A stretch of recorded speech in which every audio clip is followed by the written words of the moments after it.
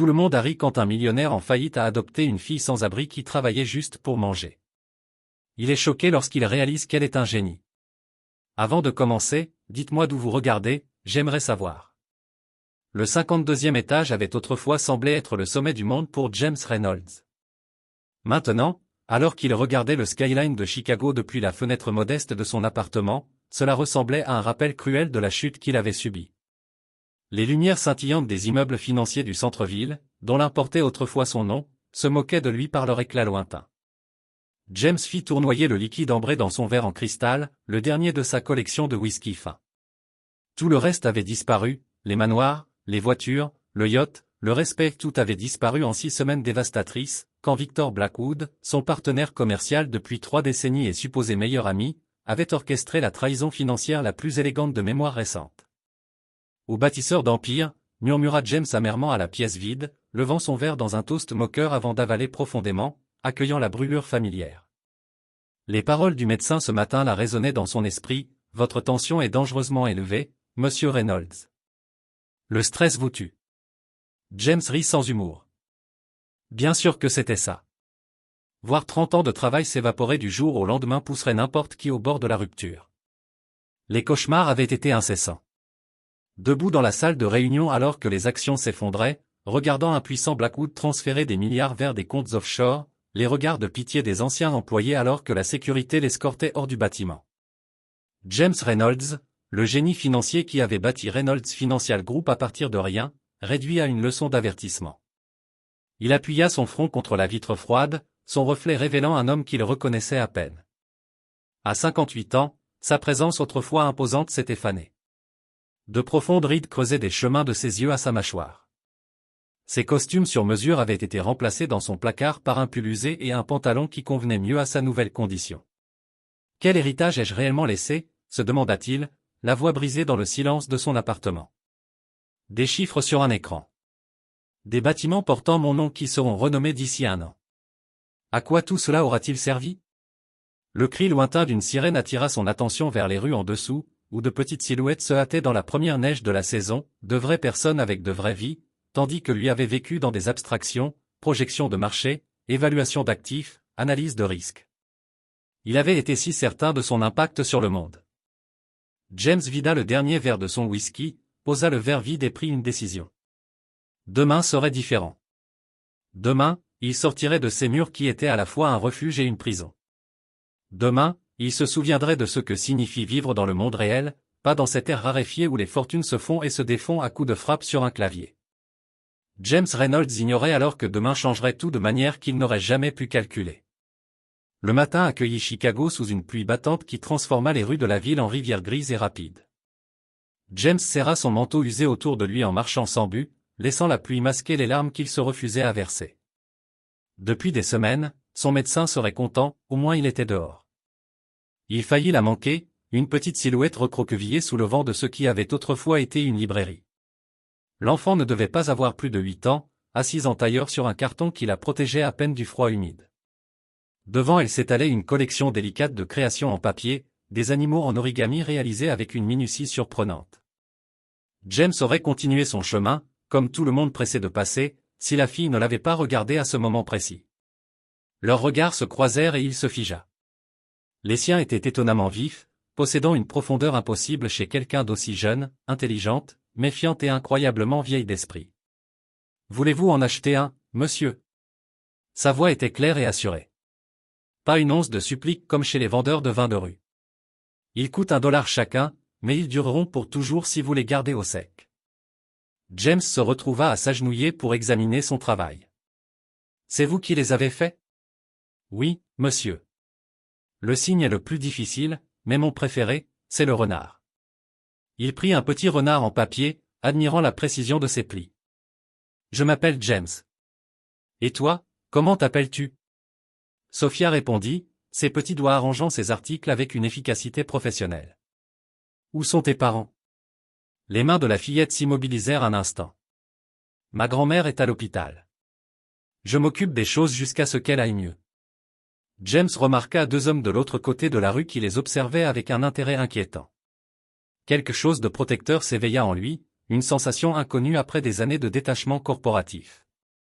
Combien pour tout ton stock? Demanda-t-il soudain. Les yeux de Sophia s'écarquillèrent de surprise, puis se plissèrent d'un air calculateur d'enfant. 23 $. J'ai 23 pièces aujourd'hui. Il chercha dans son portefeuille et trouva 2 billets de 20 $. Gardez la monnaie. Tu dois avoir faim. Veux-tu quelque chose à manger? Son hésitation ne dura que quelques secondes avant qu'elle acquiesce, rassemblant ses quelques affaires dans un sac à dos usé avec des gestes habitués.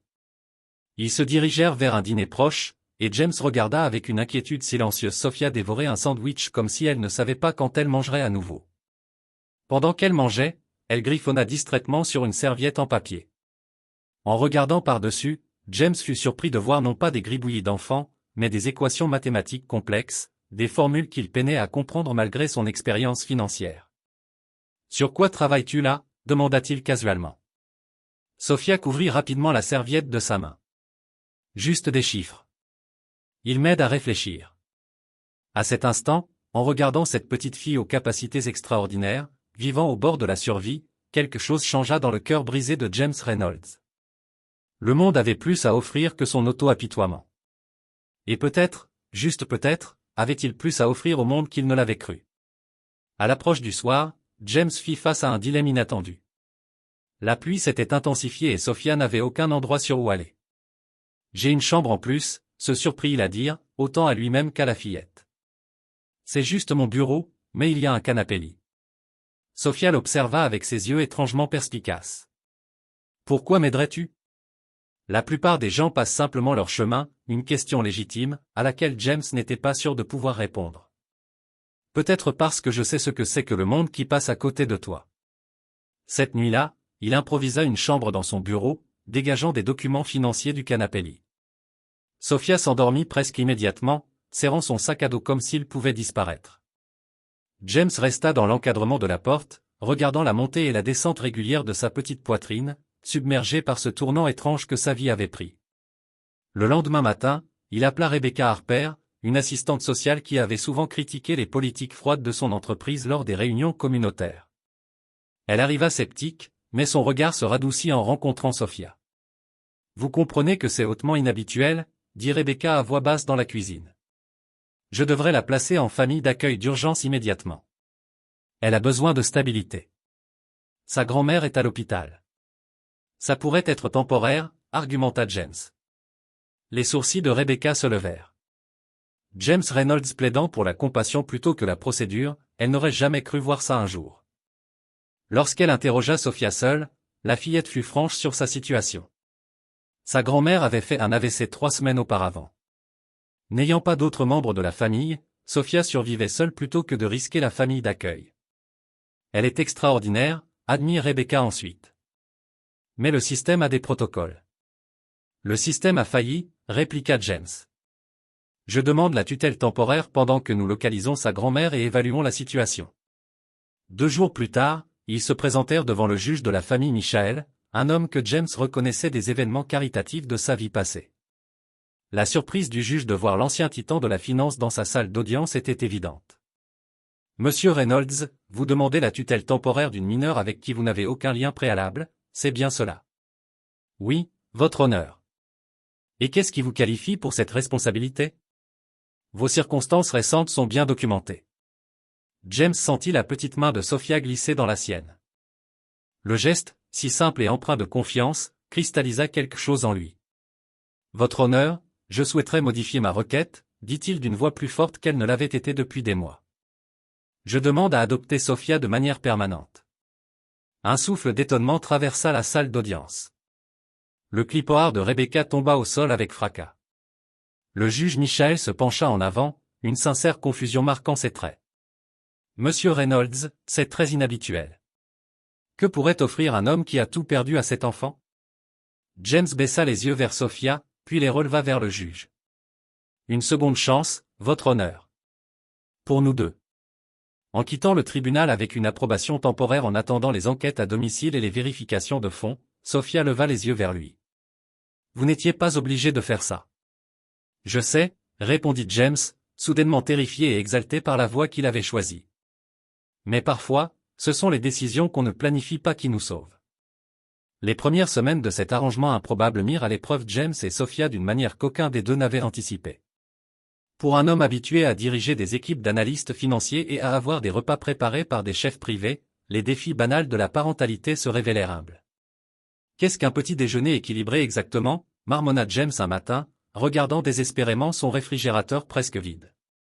Sophia apparut silencieusement à ses côtés, prenant doucement le carton d'œufs de ses mains.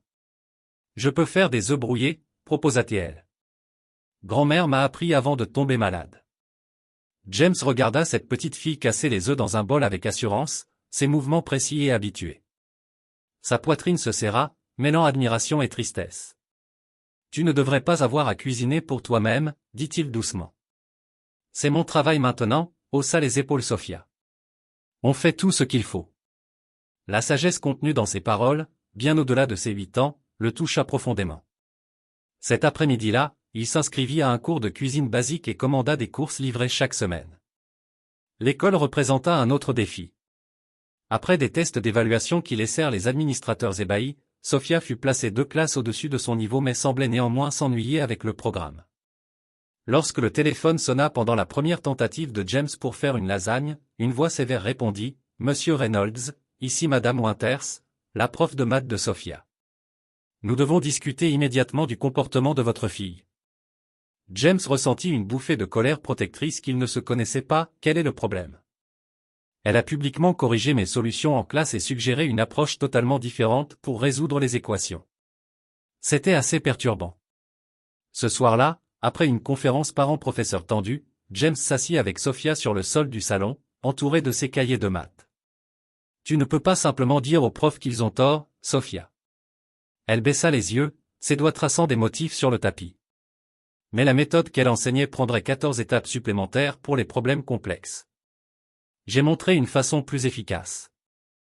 James examina son cahier, trouvant sa méthode non seulement correcte mais élégante dans sa simplicité. Tu as raison, admit-il. Mais parfois, avoir raison ne suffit pas. Il faut trouver un meilleur moyen pour que tu puisses partager tes idées. Les nuits apportèrent leurs propres difficultés. James se réveillait aux cris déchirants résonnant dans l'appartement, trouvant Sophia emmêlée dans les draps, combattant des démons invisibles. La première fois, il resta figé dans l'encadrement de la porte, complètement désemparé. Au 3e soir, il avait appris à s'asseoir silencieusement à côté de son lit, sa présence la calmant peu à peu jusqu'à ce qu'elle se rendorme. Un matin, en changeant les draps, il découvrit de petites caches de nourriture sous son matelas, des crackers, des barres de céréales, des pommes soigneusement emballées et conservées. « Je ne te laisserai pas avoir faim, » promit-il lorsqu'il l'interrogea doucement sur ses cachettes. « Il y aura toujours de la nourriture ici. » Sophia acquiesça. Mais la semaine suivante, il trouva de nouvelles caches à d'autres endroits. La confiance, comprit-il, ne se construit pas avec de simples mots. L'appartement se transforma peu à peu. James dégagea des revues d'investissement des étagères pour faire place à de la littérature enfantine et à des ouvrages de mathématiques avancées. Un coin du salon fut aménagé pour accueillir le matériel artistique destiné à l'origami de Sophia. La porte du réfrigérateur, auparavant impeccable et vide, affichait désormais des travaux scolaires marqués de brillantes notes rouges, des A. 6 semaines après le début de leur nouvelle vie, James reçut un autre appel de l'école. Cette fois, c'était le principal. « Monsieur Reynolds, nous devons discuter de la scolarité de Sophia. Notre psychologue scolaire a évalué ses travaux, et franchement, nous n'avons jamais vu quelqu'un avec ses capacités mathématiques. » Ce jour-là, entouré d'éducateurs et de spécialistes, James écouta attentivement leurs explications, confirmant ce qu'il avait commencé à soupçonner. « Elle ne se contente pas de comprendre les mathématiques, » expliqua le docteur Harrison en remontant ses lunettes sur son nez. « Elle perçoit des motifs et des connexions que la plupart des mathématiciens mettent toute une vie à comprendre. Lorsqu'elle corrige ses enseignants, ce n'est pas par difficulté, mais parce qu'elle voit des chemins plus efficaces que les autres manquent. » Sur le chemin du retour, Sophia resta silencieuse à l'arrière, ses petites jambes se balançant nerveusement. « Suis-je en difficulté ?» demanda-t-elle finalement. James croisa son regard dans le rétroviseur. « Non, Sophia, tu es extraordinaire. Nous devons juste trouver la bonne façon de nourrir cette brillance. » Cette nuit-là, après l'avoir couchée, James s'appuya contre la porte fermée de la chambre, submergé par la responsabilité qu'il avait prise. Il avait autrefois géré des milliards de dollars et des milliers d'employés, mais rien ne l'avait préparé à guider cet enfant remarquable dont l'esprit fonctionnait sur un autre plan. Il ne s'agissait plus seulement de fournir nourriture et abri. Il fallait créer un foyer où un génie pourrait grandir en sécurité. L'invitation arriva sur un papier à lettres, Heavy Cream, un fantôme inattendu de la vie passée de James. La Chicago Financial Foundation organisait son gala annuel de bienfaisance, un événement qu'il avait autrefois présidé, avec en bas une petite note manuscrite, « James, ta présence serait très appréciée. Margaret. » Margaret Chen avait été l'une des rares membres du conseil à rester discrètement à ses côtés lors de sa chute. Ce geste le toucha plus qu'il ne l'aurait cru. « On est invité à un dîner chic », annonça-t-il à Sophia pendant leur petit déjeuner composé de pancakes légèrement brûlés. Elle leva les yeux, du sirop d'érable coulant de sa fourchette. « Je ne vais pas te laisser avec une babysitter. Tu es ma fille maintenant. » Les mots étaient encore neufs sur ses lèvres, mais de plus en plus justes. « Puis il est temps qu'on réintègre la société, ensemble. » Ce samedi, James ressortit son dernier costume sur mesure tandis que Sophia tournoyait dans une nouvelle robe bleu marine achetée pour l'occasion. À l'approche de l'hôtel scintillant du centre-ville, il sentit la petite main de Sophia glisser dans la sienne. « Tu es nerveuse ?» demanda-t-elle, sa perception toujours aussi aiguë. James esquissa un léger sourire. Terrifié. « Moi aussi », avoua-t-elle. « Mais maintenant, on s'a. » La salle de bal tomba dans un silence respectueux à leur entrée. James Reynolds, autrefois roi de ce monde, revenait en monarque déchu, une enfant des rues à ses côtés. Des murmures les suivirent comme des ombres tandis que Margaret s'approchait, embrassant chaleureusement James. « Je suis si heureuse que tu sois venu, » dit-elle avant de se pencher au niveau de Sophia. « Et voici donc la jeune fille remarquable dont j'ai entendu parler. » Le dîner se déroula avec une certaine gêne, mais sans incident, jusqu'à ce qu'une voix familière tranche dans le doux murmure des conversations. « Eh bien, ne serait-ce pas le grand James Reynolds qui nous honore de sa présence ?» Victor Blackwood se tenait près de leur table, une flûte de champagne à la main, son sourire aussi tranchant que du verre brisé. Bien que seulement 3 ans plus jeune que James, Blackwood semblait avoir rajeuni d'une décennie, le succès l'ayant préservé plutôt qu'usé. « Victor », reconnut James, sa main se posant instinctivement sur l'épaule de Sophia. « La charité est désormais ton nouveau business, Reynolds. » Les yeux de Blackwood glissèrent avec dédain vers Sophia. Observant la scène, James sentit sa tension monter dangereusement. Mais avant qu'il ne puisse répondre, la conversation autour d'eux dévia vers une discussion technique à propos d'un nouvel algorithme financier que la société de Blackwood lançait. Notre modèle d'évaluation des risques prévoit les vulnérabilités du marché avec 87% de précision, se vanta Blackwood à la table. Révolutionnaire pour prédire les baisses. Votre variable est erronée, lança la voix claire de Sophia à côté de James. La table tomba dans un silence lourd. Le sourire de Blackwood se figea. « Excusez-moi. » Sophia continua, apparemment indifférente à la tension. « Votre variable de risque est sous-estimée d'au moins 40%. Votre formule ne prend pas en compte les facteurs composés dans les marchés baissiers prolongés. » Le rire de Blackwood fut sec et cassant. « Eh bien, n'est-ce pas adorable, Reynolds, tu enseignes maintenant la finance aux gamins des rues. » Plusieurs convives gloussèrent nerveusement, mais Walter Simmons, un vétéran gestionnaire de fonds spéculatifs, se pencha avec intérêt. « En fait, comment en es-tu arrivé à cette conclusion, jeune fille ?» Sophia saisit une serviette, emprunta un stylo et esquissa rapidement une série d'équations. Simmons les étudia, ses sourcils broussailleux se relevant lentement. « Remarquable, murmura-t-il. Elle a raison, Victor. Ton modèle ne prend pas en compte ces variables. » Le visage de Blackwood vira au rouge cramoisi. « C'est absurde, s'emporta-t-il. Je ne me laisserai pas donner de leçons par un enfant. » En s'éloignant en colère, les yeux de Sophia restèrent fixés sur l'écran numérique où la présentation de Blackwood brillait encore. « Monsieur Reynolds, chuchota-t-elle, il y a quelque chose d'étrange dans ces chiffres. » Plus tard, alors que James couchait Sophia, épuisé, il se sentit partagé entre fierté et inquiétude. « Tu as été brillante ce soir, » lui dit-il. Ce n'était pas un homme gentil, observa-t-elle somnolente, et ses maths étaient bâclées. Mais il y avait autre chose dans ses projections, quelque chose de caché. Tandis qu'elle s'endormait, James resta assis à son chevet, troublé par les événements de la soirée. Victor Blackwood n'était pas un homme qui oubliait ou pardonnait l'humiliation. En défendant Sophia, James s'était peut-être fait un ennemi puissant, et d'autant plus dangereux. Pourtant, pour la première fois depuis sa chute, il ressentait un feu ancien s'éveiller en lui. Pas seulement un instinct protecteur envers Sophia, mais une étincelle de son ancien feu analytique. Il y avait effectivement quelque chose d'étrange dans la présentation de Blackwood, quelque chose qui ne collait pas, et personne ne remarquait mieux les schémas que Sophia. Ce mur devrait définitivement être bleu, déclara Sophia en tapotant son menton pensivement, en observant le bureau à domicile de James. Le bleu stimule le cerveau.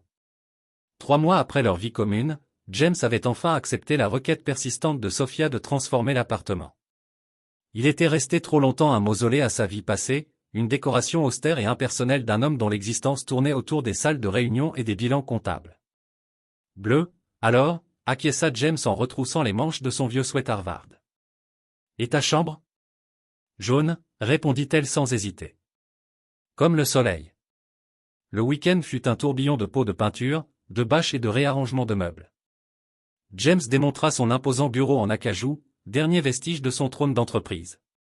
À sa place, ils installèrent un poste de travail plus simple avec 2 chaises côte à côte. On peut travailler ensemble maintenant, expliqua Sophia, le visage sérieux. 2 têtes valent mieux qu'une. En déplaçant ses derniers livres financiers pour faire de la place à la collection grandissante de Sophia, James découvrit une boîte oubliée. Des photographies et des souvenirs rangés lors des jours les plus sombres de sa chute.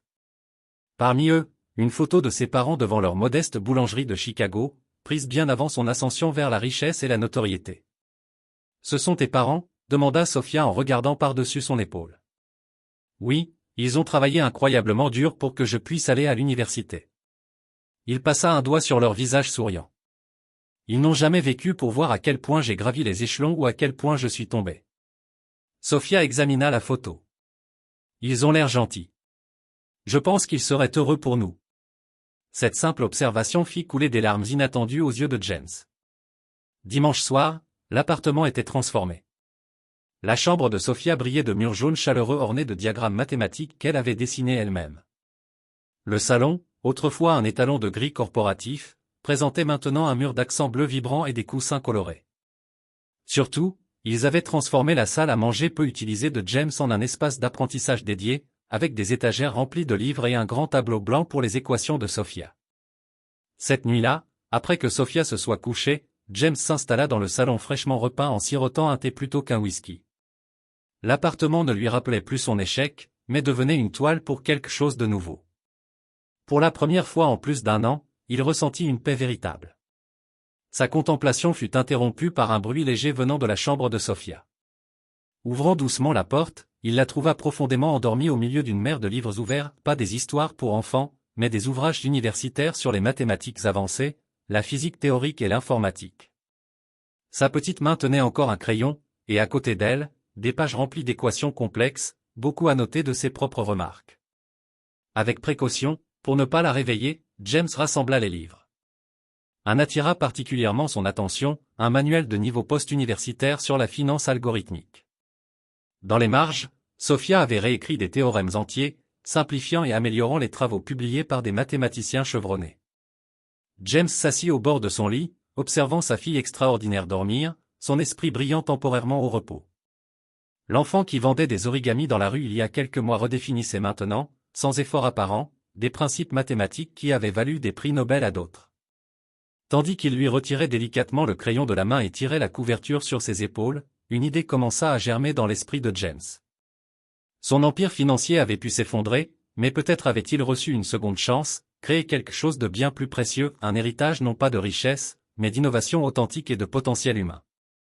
Il posa un doux baiser sur le front de Sophia. « Dors bien, mon petit génie, chuchota-t-il. Demain, nous commençons quelque chose de remarquable. » Cette nuit-là, James Reynolds dormit profondément pour la première fois depuis sa chute. Ses rêves n'étaient plus hantés par ce qu'il avait perdu, mais éclairés par ce qu'ils pourraient construire ensemble. L'appel de l'école de Sophia survint un mardi après-midi. James répondit immédiatement, inquiet. « Monsieur Reynolds, ici la directrice morale. Ne vous inquiétez pas, Sophia n'est pas en difficulté, mais nous avons besoin que vous veniez dès que possible. » 1 heure plus tard, James était assis dans une salle de conférence entouré d'éducateurs dont les expressions variaient de perplexité à émerveillement. Au centre de la table, les résultats des tests et travaux de Sophia. Nous avons administré tous les tests avancés disponibles, expliqua la directrice morale en glissant un dossier vers James. Les résultats sont sans précédent. Le docteur Garcia, psychologue scolaire du district, se pencha en avant. Monsieur Reynolds, les capacités cognitives de votre fille, particulièrement en mathématiques et en reconnaissance de motifs, dépassent littéralement nos tableaux de référence. Nous avons dû consulter des spécialistes universitaires pour évaluer pleinement son travail. James parcourut le rapport, son cœur gonflé de fierté mais aussi serré par la responsabilité. Les chiffres et pourcentages racontaient l'histoire extraordinaire de l'esprit de Sophia. Elle n'est pas simplement douée, poursuivit le docteur Garcia. Elle est peut-être l'un des esprits mathématiques les plus brillants de sa génération. Sa manière d'aborder les problèmes est révolutionnaire. Elle ne se contente pas de résoudre des équations. Elle réimagine des systèmes entiers. La directrice morale joignit les mains. Monsieur Reynolds, nous ne sommes pas équipés pour fournir à Sophia l'éducation dont elle a besoin. Nous aimerions discuter de programmes spécialisés, peut-être des cours universitaires. James hocha la tête, submergé. Merci. Je vais avoir besoin de temps pour réfléchir à nos options.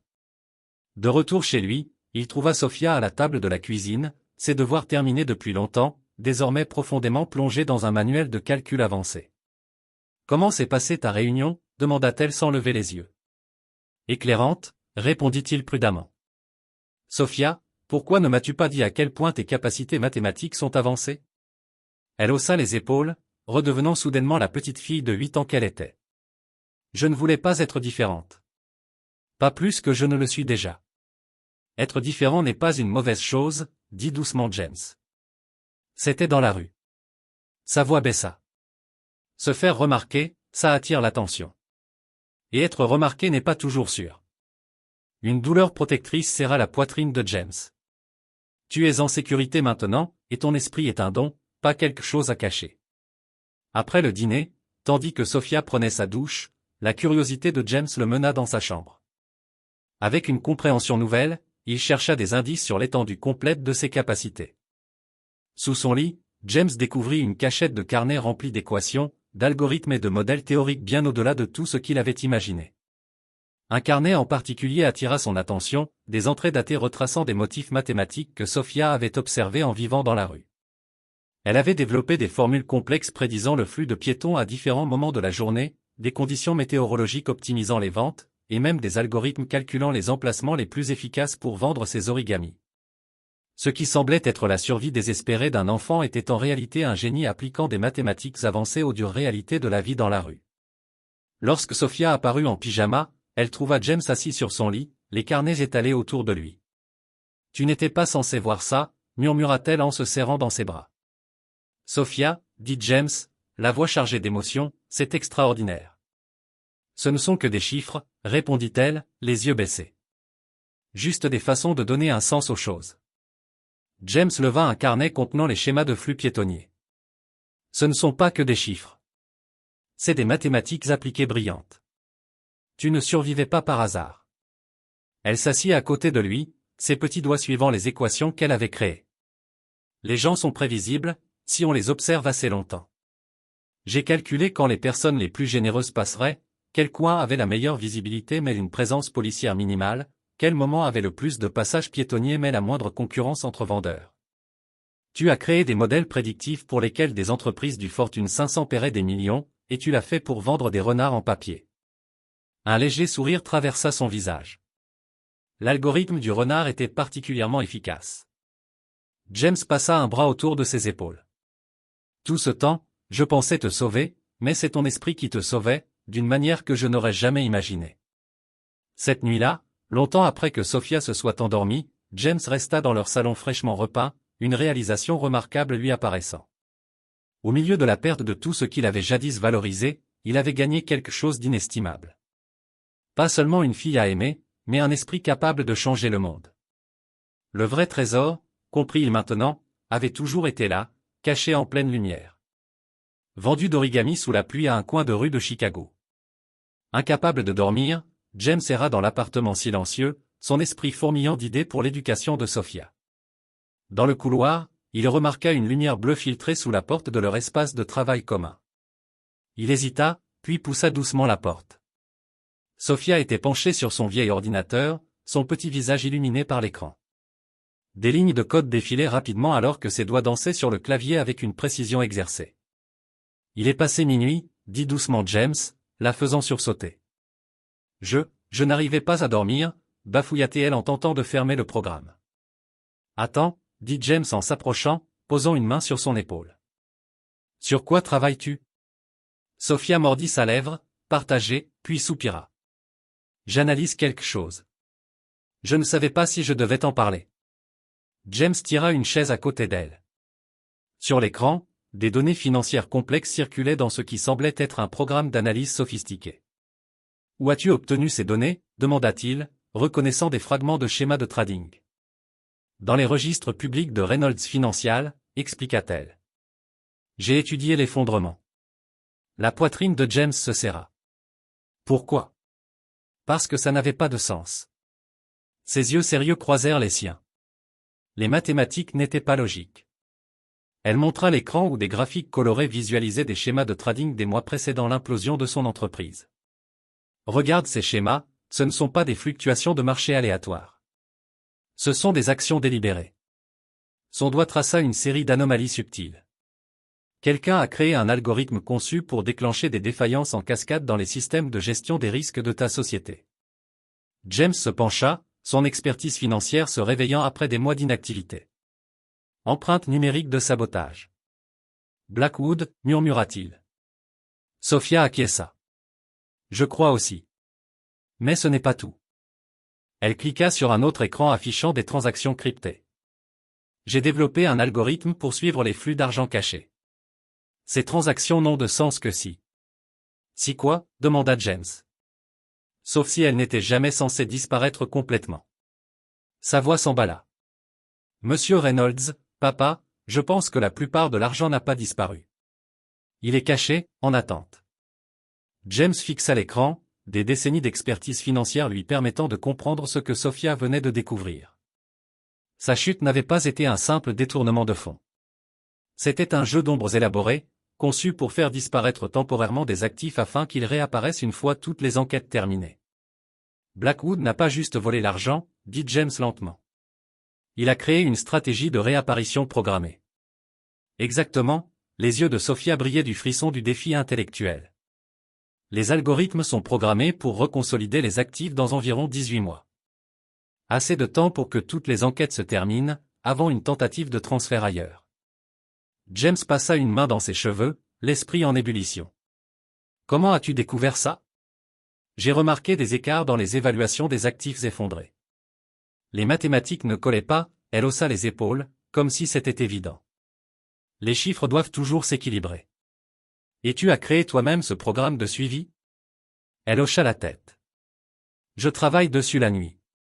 Il doit encore être amélioré, mais il a déjà identifié plusieurs voies de transactions cachées. James regarda sa fille de 8 ans avec un mélange d'admiration et de détermination croissante. L'univers avait un sens étrange de l'ironie. Son empire financier avait été détruit par un esprit mathématique, pour peut-être être récupéré par un autre. Sophia, dit-il prudemment, ces informations sont dangereuses. Si Blackwood découvre ce que tu as trouvé. Je sais. Sa voix était petite, mais résolue. Mais la vérité est importante, tu m'as appris ça. James regarda à nouveau l'écran, voyant non seulement la brillante découverte technique de Sophia, mais aussi sa portée morale. Il ne s'agissait pas seulement de récupérer des richesses.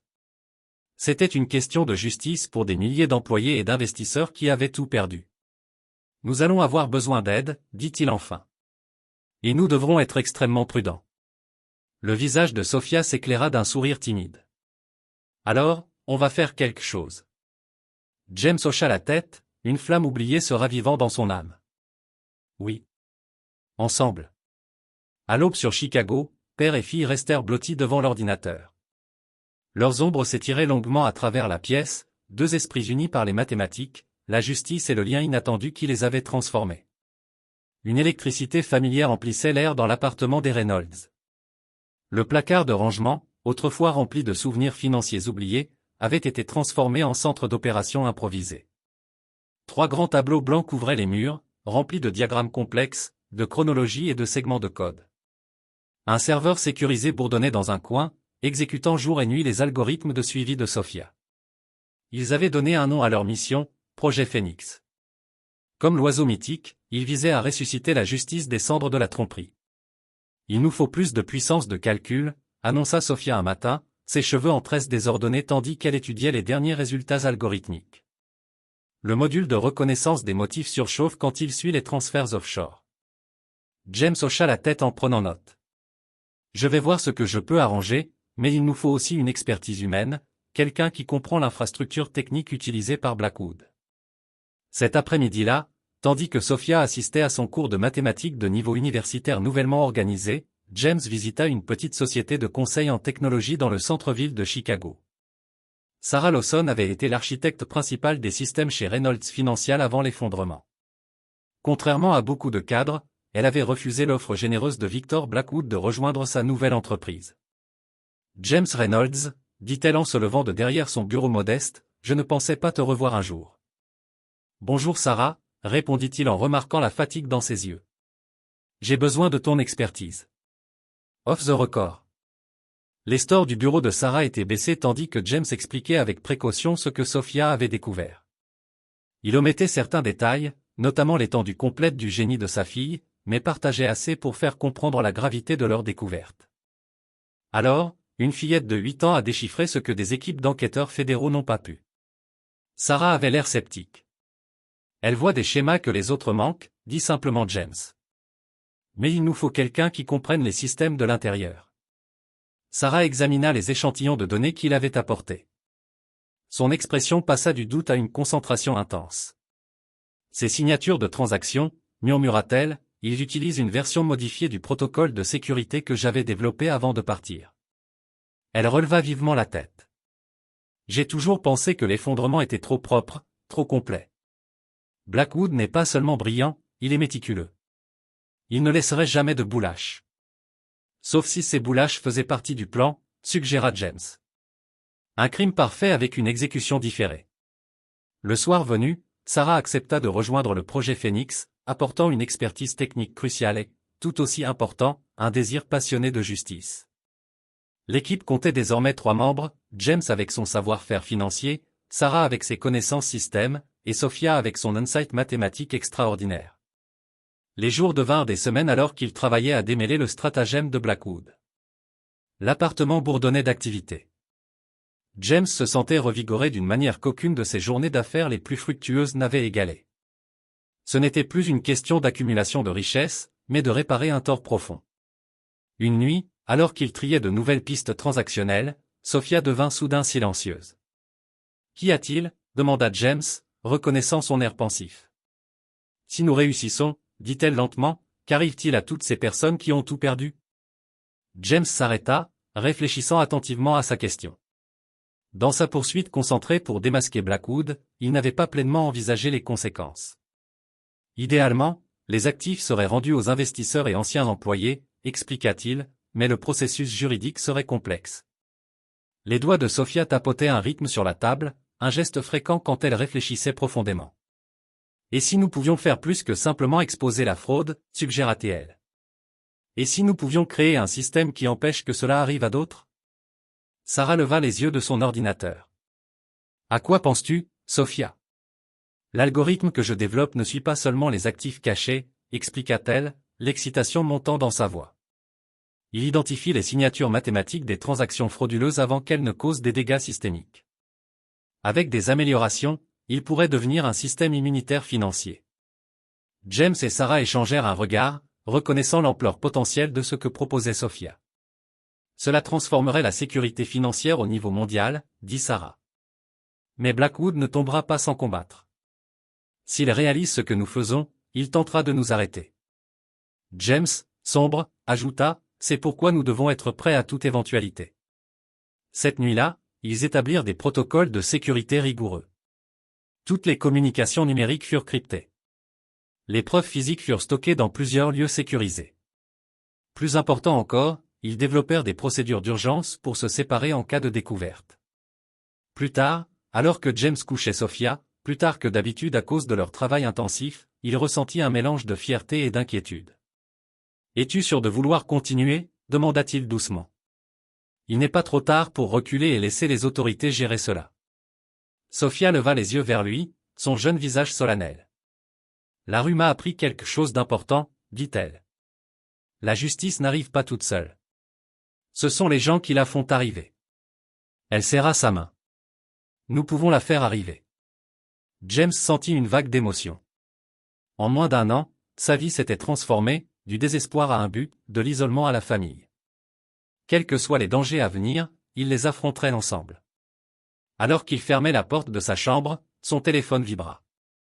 Un message de Rebecca Harper, l'assistante sociale qui avait aidé à l'adoption de Sofia, besoin de discuter d'un sujet urgent concernant est-ce peut-on se voir demain?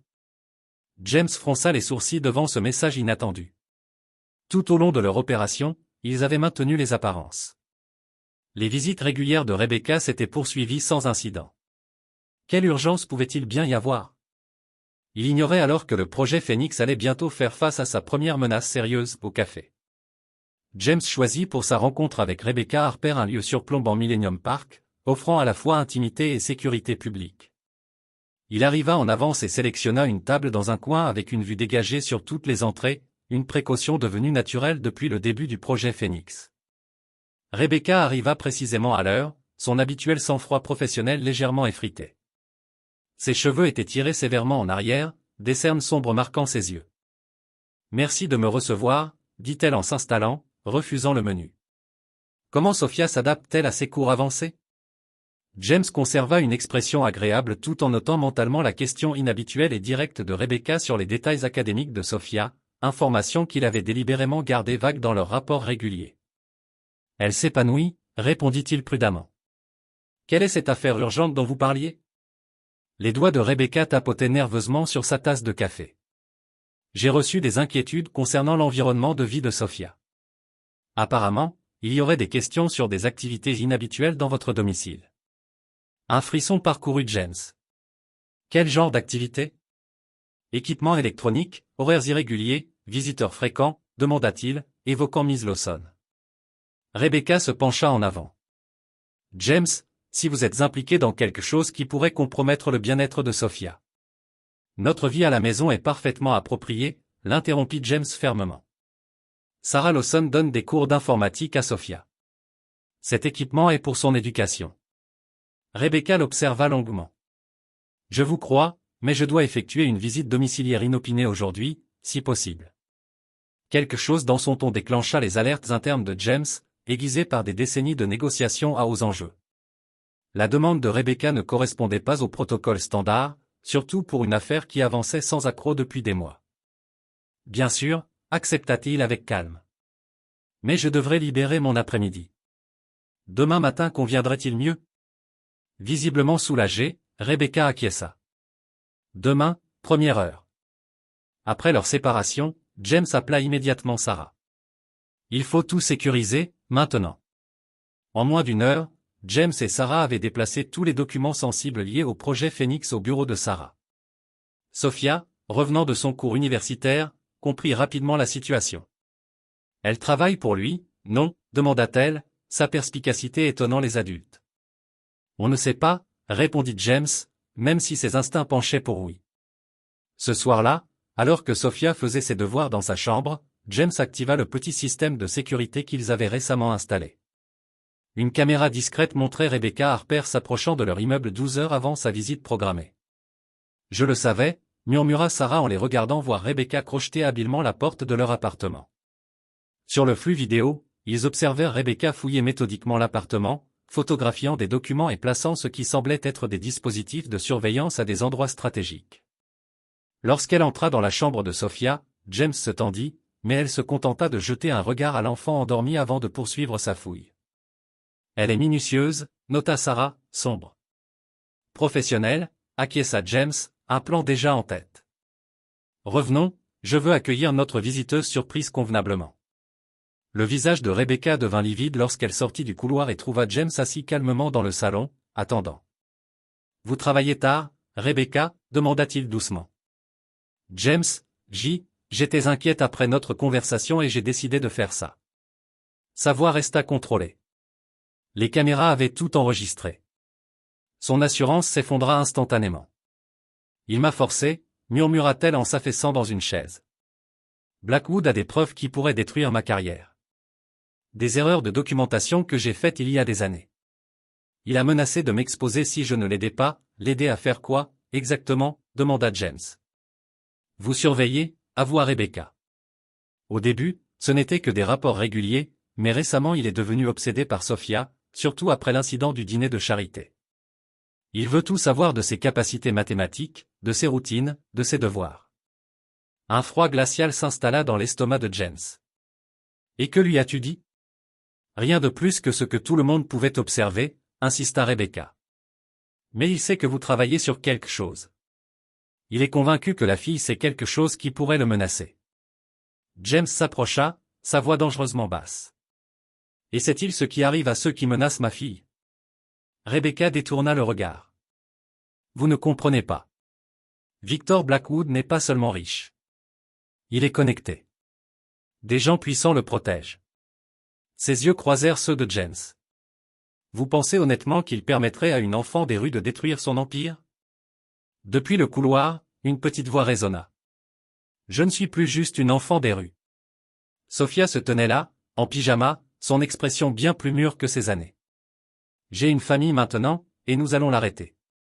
Rebecca regarda alternativement les deux, un vrai regret traversant ses traits. Je suis désolé. J'ai vraiment soutenu l'adoption de Sophia. Ce n'était pas une mascarade. Mais tout ce qui suit l'a été, dit James d'un ton sec. Pars, et emporte tes dispositifs de surveillance avec toi. Après le départ de Rebecca, James trouva Sophia dans leur espace de travail, déjà en train de redémarrer leur système sécurisé sur son ordinateur portable. Nous devons accélérer notre calendrier, dit-elle sans lever les yeux. Blackwood sait que nous sommes sur sa piste. James admirait son calme. Tu n'as pas peur? Sophia s'arrêta enfin, ses petits doigts reposant sur le clavier. J'ai vécu dans les rues pendant l'hiver à Chicago, papa. J'ai appris que la peur ne sert à rien. C'est la planification qui compte. Ses yeux, sages au-delà de son âge, croisèrent les siens. Alors, planifions. Cette nuit-là, ils prirent 3 décisions cruciales: déménager complètement leurs opérations au bureau sécurisé de Sarah, développer des scénarios de contingence face aux diverses menaces, et surtout, passer de la défense à l'attaque. La trahison de Rebecca change tout, dit James à Sarah via leur ligne cryptée. Blackwood connaît maintenant les capacités de Sophia et notre enquête. Notre seul avantage, c'est qu'il ne sait pas exactement ce que nous avons découvert ni jusqu'où nous sommes allés. Alors, utilisons cela. Classique diversion pendant qu'on termine l'algorithme, répondit Sarah. Cette nuit-là, alors que James sombrait enfin dans un sommeil agité, les mots de Sophia résonnaient dans son esprit. Je ne suis plus juste une enfant des rues. En effet, elle ne l'était plus. Elle était sa fille, une prodige des mathématiques, et possiblement la seule personne capable de faire tomber l'empire corrompu de Victor Blackwood. Et cela faisait d'elle une menace très, très sérieuse pour un homme qui avait tout à perdre. Le bruit du bois qui craque le réveilla en sursaut à 3h17 du matin. Des années de gestion de crise en entreprise le mirent en action. Il sortit du lit, attrapa Sophia dans sa chambre et se dirigea vers leur sortie de secours, encore à moitié conscient. Papa, murmura Sophia, somnolente. Code Phénix, souffla-t-il, le terme qu'ils avaient établi pour leur protocole d'évacuation. Instantanément, elle fut alerte, saisissant son sac à dos préemballé à côté de son lit. Des pas lourds résonnaient dans l'appartement alors qu'il s'éclipsait par la porte de service vers l'escalier de secours à l'arrière de l'immeuble. Le téléphone de James vibra avec une alerte automatique de sécurité. Leur porte d'entrée avait été forcée, classifiée comme une effraction violente. Plusieurs individus. Sarah attend à 3 pâtés de maison, au sud, murmura James en descendant les escaliers. Souviens-toi du plan. Sophia hocha la tête, son petit visage sérieux dans la lumière tamisée d'urgence. L'air frais de la nuit les frappa alors qu'ils émergeaient dans la ruelle derrière leur immeuble. James les guida à travers un itinéraire maîtrisé de rues secondaires, scrutant constamment la présence d'éventuels poursuivants.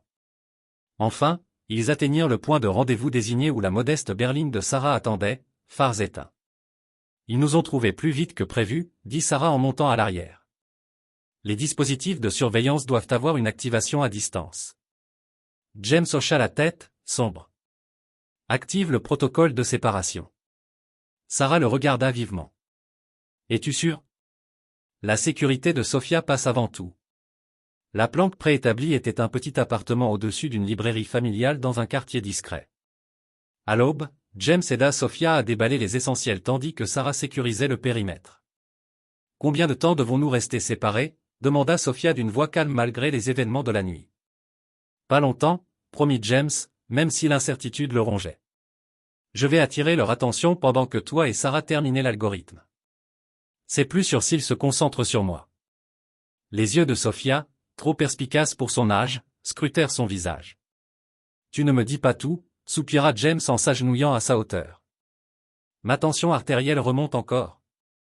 Le médecin m'avait prévenu qu'une nouvelle crise pourrait être dangereuse. J'ai besoin de savoir que tu es en sécurité, surtout si. Il n'avait pas pu finir sa phrase. Sophia lui jeta ses bras autour du cou. Tu dois prendre tes médicaments. Promets-le-moi. Je promets, murmura-t-il en la serrant fort contre lui. La séparation fut plus difficile qu'il ne l'avait prévu. James s'installa dans un hôtel très fréquenté du centre-ville, faisant des apparitions calculées destinées à détourner la surveillance de Blackwood loin de Sophia. Pendant ce temps, elle restait avec Sarah, travaillant sans relâche sur l'algorithme tout en poursuivant son éducation à distance. Il communiquait via un système ingénieux conçu par Sophia, des problèmes mathématiques postés sur un forum pour jeunes prodiges, contenant des messages codés que seuls eux, avec leurs connaissances partagées spécifiques, pouvaient déchiffrer. 2 semaines après leur séparation, la santé fragile de James céda enfin sous la pression. Lors d'une réunion avec un journaliste financier, parti de leur stratégie de diversion, une douleur oppressante au thorax le cloua à genoux. Il se réveilla dans l'unité cardiaque de l'hôpital général de Chicago, les moniteurs bipant régulièrement autour de lui. Sa première pensée consciente fut pour Sophia. Leur système de communication avait-il été compromis par son hospitalisation? Penserait-elle qu'il avait abandonné leur plan? D'une main tremblante, il saisit la tablette de l'hôpital et accéda au forum de mathématiques. Il y trouva un nouveau problème posté sous le pseudonyme de Sophia, une équation complexe qui, une fois correctement décodée, disait « Nous sommes en sécurité ». Algorithme à 87%. Ne vous inquiétez pas pour nous. Concentrez-vous sur votre rétablissement. Des larmes lui piquèrent les yeux. Même séparé, son esprit brillant restait connecté au sien. Depuis son lit d'hôpital, James observait 2 hommes en costume sombre qui surveillaient discrètement sa chambre. La surveillance de Blackwood n'avait pas diminué avec sa crise de santé. Au contraire, elle s'était intensifiée. Bien. Cela signifiait que Sophia demeurait indétectable. Au fil des jours, James utilisa sa convalescence pour contacter d'anciens collègues, également ruinés par les manœuvres de Blackwood. En fin de semaine, il avait constitué un réseau de témoins prêts à témoigner dès qu'ils auraient des preuves solides. Dans le calme de la nuit, lorsque les infirmières passaient moins souvent, James déchiffrait les derniers messages de Sophia sur le forum. L'algorithme approchait de son achèvement. Bientôt, ils auraient des preuves irréfutables de la fraude de Blackwood et les moyens d'empêcher que de tels stratagèmes ne se reproduisent. Presque terminé, Sophia, murmura-t-il dans l'obscurité. Reste en sécurité, juste un peu plus longtemps. Libéré de l'hôpital avec l'ordre strict de limiter son stress, un conseil donné par son cardiologue avec un timing ironique, James passa à la phase suivante de leur plan. 3 semaines de séparation avaient été nécessaires, mais douloureuses. Leur réunion, soigneusement orchestrée au bureau de Sarah après les heures de travail, fut brève mais chargée d'émotions. Tu as l'air épuisé, constata Sophia sans détour, ses petites mains scrutant son visage comme pour résoudre un problème mathématique. Pas très frais, répondit James avec un faible sourire. Le véritable coupable était l'anxiété constante pour sa sécurité. Sarah étala des documents sur la table de conférence. L'algorithme de Sophia est terminé. Il n'est pas seulement efficace, il est révolutionnaire. Sophia rayonnait d'une fierté discrète. Il peut retracer les actifs cachés avec une précision de 94% et identifier rétroactivement les schémas de fraude originaux. Ce qui signifie que nous pouvons prouver ce qui s'est passé, dit James en feuilletant les spécifications techniques. Mais la preuve ne suffit pas. Nous devons forcer Blackwood à agir. La stratégie qu'ils conçurent fut audacieuse. James retournerait publiquement dans le monde financier sous couvert d'un poste de consultant dans une petite société respectée. Sa présence rendrait Blackwood nerveux. Ses actions le pousseraient à devenir imprudent. 2 jours plus tard, James entra pour la première fois depuis sa chute dans le Chicago Financial Center. Les murmures le suivirent dans le hall. Le fantôme d'un titan déchu revenait hanter des couloirs familiers. Il reçut exactement la réaction qu'ils avaient anticipée. En quelques heures, l'équipe de surveillance de Blackwood doubla. Il nous surveille, confirma James ce soir-là lors de leur appel sécurisé. Maintenant, donnons-lui quelque chose à voir. La conférence annuelle sur les stratégies d'investissement offrait la scène parfaite. En tant qu'orateur de dernière minute, James présenta un exposé sur la détection de manipulation algorithmique des marchés, sans nommer Blackwood, mais avec suffisamment d'exemples voilés pour envoyer un message clair. Assis au fond de la salle, Victor Blackwood observait avec une indifférence calculée qui ne masquait pas sa tension. Lorsque le modérateur ouvrit la séance aux questions, il s'avança au micro. « Théorie fascinante, Reynolds, » dit Blackwood, sa voix résonnant dans la salle. « Mais n'est-ce pas l'histoire du aigre-doux ? Les cadres ratés blâment souvent la manipulation pour leur propre incompétence. » James sourit calmement, anticipant la confrontation. « Peut-être, mais les mathématiques ne mentent pas. Quand la dévaluation des actifs suit des schémas non aléatoires, cohérents avec des interventions programmées, la coïncidence devient conspiration. » Il projeta une version simplifiée de l'analyse de Sophia, juste assez pour démontrer des schémas suspects sans révéler leur découverte complète. Dans la salle, les experts financiers se penchèrent en avant, reconnaissant les implications. La maîtrise de Blackwood vacilla un instant. « Vous avez été occupé pendant votre congé sabbatique. »« J'ai eu le temps d'examiner les choses sous un nouvel angle, » répondit James posément.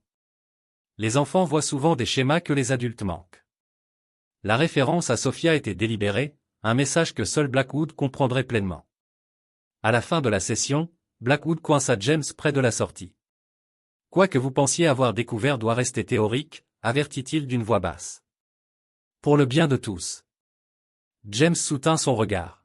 « Théorique, comme votre souci pour nos investisseurs, ou théorique comme vos comptes offshore ?» Les yeux de Blackwood se plissèrent. « La moitié, » souffla-t-il. « Je transférerai la moitié des actifs récupérables à une fondation de votre choix. Pas de questions, pas de poursuite. C'est une offre théorique généreuse. Ne sois pas idiot, Reynolds. Tu n'as aucune idée de qui tu affrontes vraiment. » Blackwood jeta un coup d'œil autour de lui avant de continuer.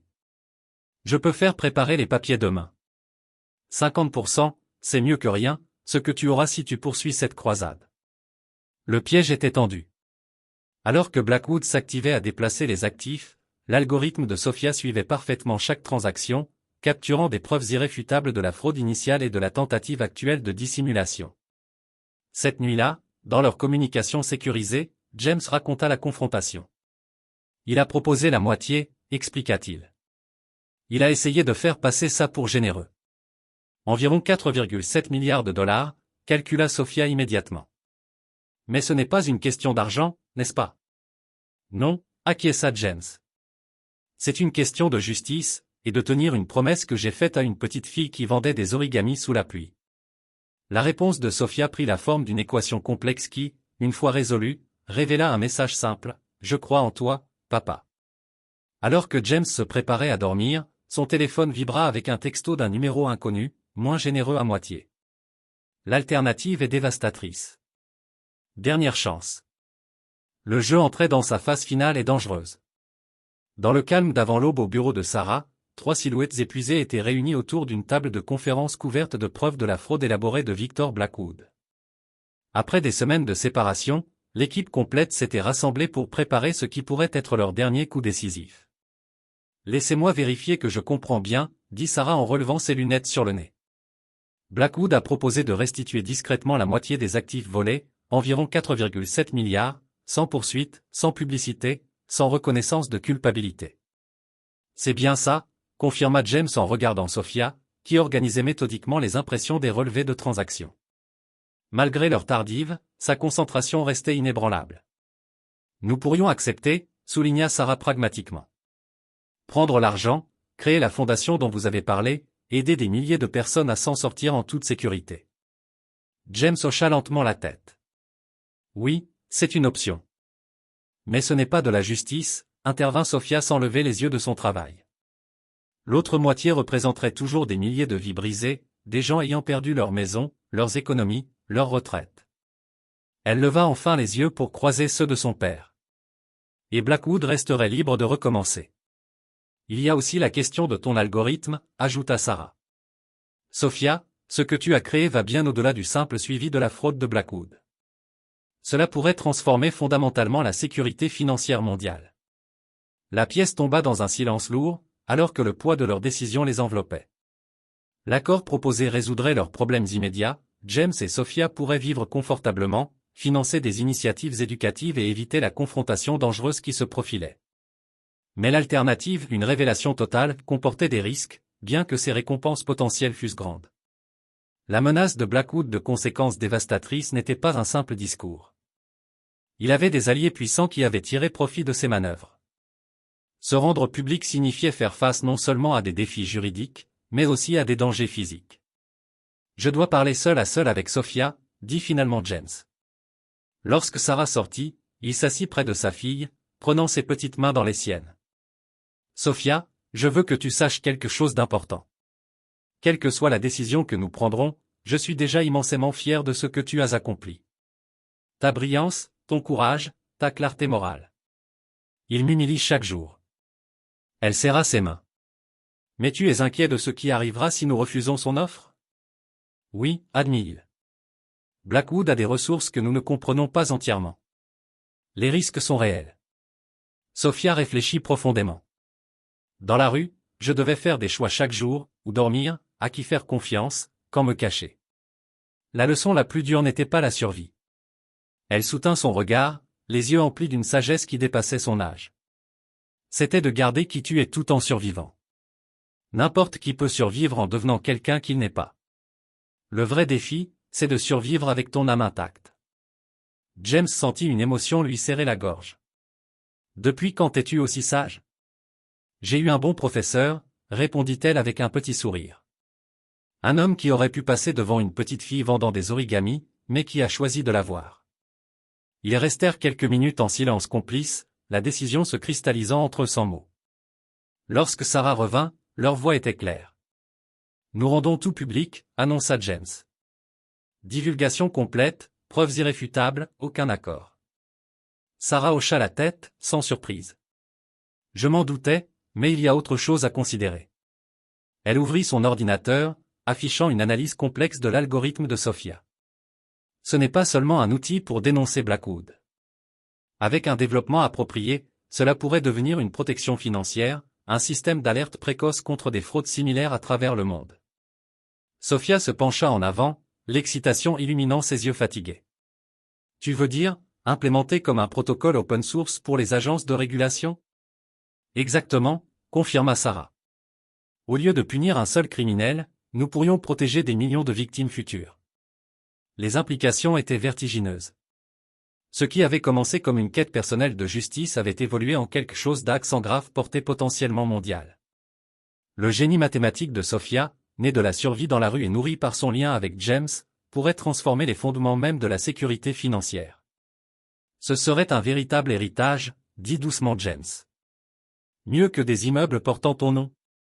Sophia demanda, un brin taquin dans la voix. Infiniment mieux. James sourit, se rappelant son ancienne obsession d'inscrire le nom Reynolds sur le skyline de Chicago. Alors que l'aube se levait sur la ville, ils finalisèrent leur stratégie. Les preuves seraient présentées simultanément aux régulateurs fédéraux, aux journalistes clés et aux comités internationaux de surveillance financière. L'algorithme de Sophia serait proposé comme une solution open source, avec des garde-fous appropriés pour prévenir tout abus. La fondation dont ils avaient parlé serait bien créée, mais avec un objectif différent, soutenir l'éducation financière et fournir des ressources aux victimes de fraude, en particulier celles qui n'ont pas de voix dans le système. Il n'y a pas de retour en arrière une fois que nous aurons fait cela, avertit James alors qu'il se préparait à partir. Blackwood utilisera tous les moyens pour nous discréditer. Je sais, répondit Sophia calmement.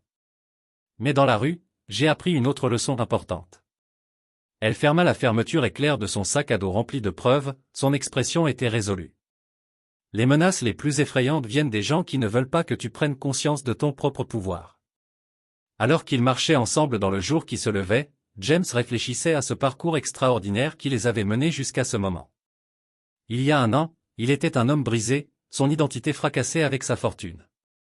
Maintenant, avec moins de richesses matérielles mais un but infiniment plus grand, il faisait face au plus grand défi de sa carrière aux côtés du plus beau cadeau de sa vie, une fille dont l'esprit brillant n'était égalé que par son cœur courageux. Quelles que soient les tempêtes qui les attendaient, ils les affronteraient ensemble. Le bureau de la Security and Exchange Commission à Chicago n'avait pas l'habitude de recevoir des visites d'anciens PDG déchus accompagnés d'une fillette de 8 ans. Pourtant, un lundi matin frais, c'est précisément ce qui se présenta à leur porte. Nous avons rendez-vous avec la directrice Harmon, déclara calmement James au garde de sécurité qui jeta un regard dubitatif entre le costume usé mais digne de James et l'uniforme scolaire impeccable de Sophia. Reynolds et Reynolds, confirma le garde en levant les sourcils.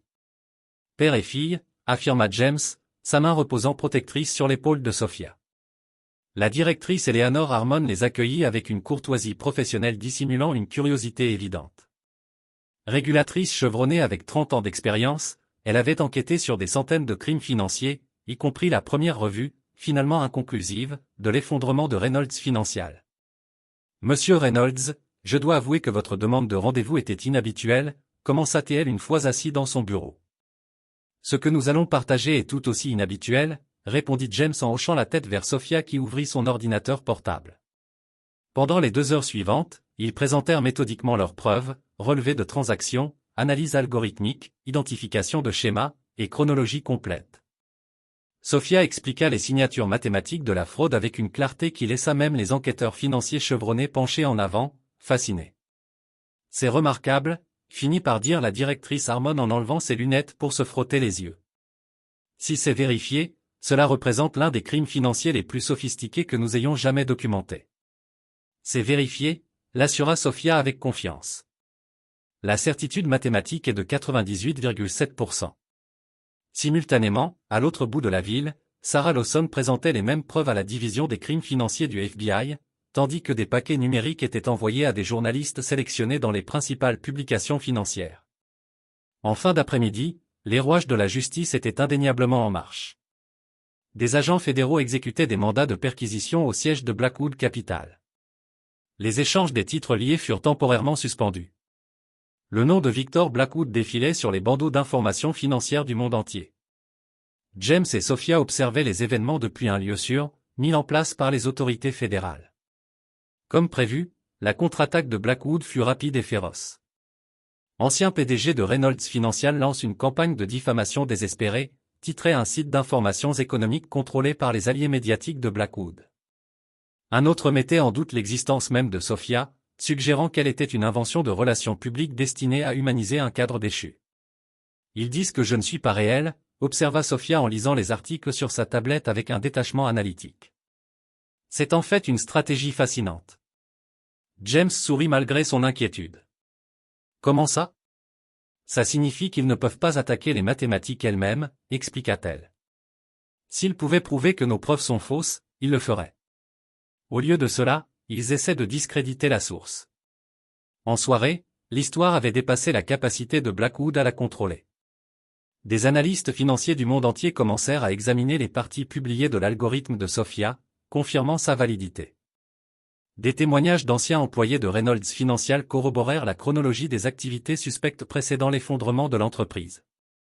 Le coup le plus dur pour Blackwood fut que les autorités bancaires internationales gelèrent les comptes suspects identifiés par le programme de Sophia, bloquant des milliards d'actifs avant qu'ils ne puissent être à nouveau déplacés. Le lendemain matin, James reçut un appel de Walter Simmons, le vétéran gestionnaire de fonds spéculatifs qui avait été témoin de la prouesse mathématique de Sophia lors du dîner caritatif. Reynolds, ce que cet enfant a créé va bien au-delà de la simple dénonciation de Blackwood, lança Simmons sans préambule. Cet algorithme pourrait révolutionner la sécurité financière.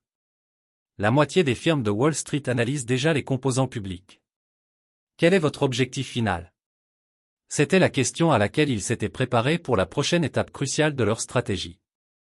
Nous lançons l'initiative de transparence financière, expliqua James. L'algorithme complet sera rendu public comme une ressource accessible, avec un développement continu soutenu par une fondation à but non lucratif. Vous pourriez faire des milliards en brevetant cette technologie, rétorqua Simmons. Nous ne cherchons pas à en tirer profit. L'algorithme a été créé pour protéger les gens, pas pour nous enrichir. La rue ne comprendra pas cette logique. Alors il est temps pour une nouvelle logique, répondit simplement James. 3 jours plus tard, James et Sophia firent leur pas le plus public à ce jour, une interview soigneusement organisée avec la journaliste financière respectée Maria Chen, réalisée dans leur appartement récemment sécurisé. Certains qualifient cela d'innovation la plus significative en matière de sécurité financière depuis des décennies, commença Maria, sa caméra capturant le modeste salon où des équations complexes couvraient encore un tableau blanc. Pourtant, vous l'offrez gratuitement au monde entier. Pourquoi? James regarda Sophia, l'encourageant à répondre. Parce que les mathématiques n'appartiennent à personne, expliqua-t-elle, sa voix claire et assurée. C'est un langage universel qui nous aide à comprendre les schémas et à protéger les gens. Le garder privé irait à l'encontre de son but.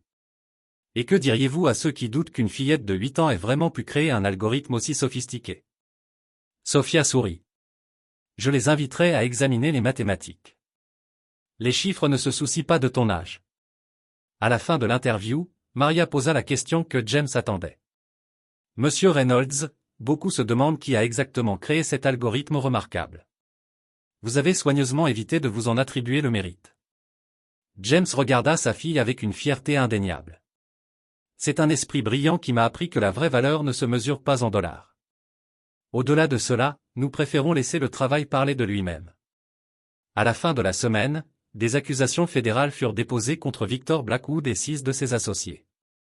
Les régulateurs financiers internationaux avaient déjà mis en œuvre des versions préliminaires du système de détection de Sophia, identifiant des schémas suspects dans 3 affaires indépendantes. Plus important encore, près de 70% des actifs volés à Reynolds Financial avaient été localisés et gelés, des procédures légales étant en cours pour restituer les fonds aux anciens investisseurs et employés.